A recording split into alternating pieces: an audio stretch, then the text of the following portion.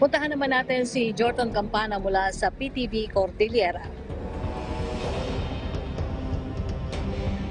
Araw sa iyo, Yusek Rocky, dito sa Cordillera Region ay matindi ang naging epekto ng kasalukuyang pandemya sa sektor ng negosyo at empleyo, at yan ay kinumpirma nga ng Department of Labor and Employment.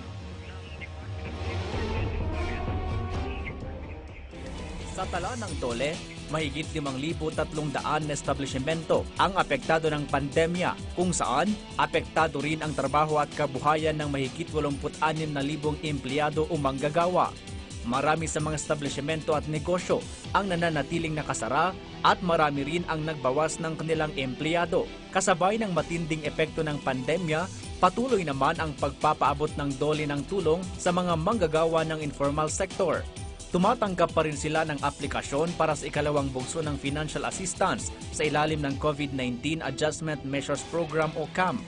147 milyon ang inilaang pondo sa rehiyon ng Cordillera para sa 29,000 manggagawa na punterya nilang makatanggap ng tig 5,000 piso. Prioridad ng programa ang mga manggagawa sa tourism at education sector at ang iba pang hindi nakatanggap sa unang implementasyon ng ayuda.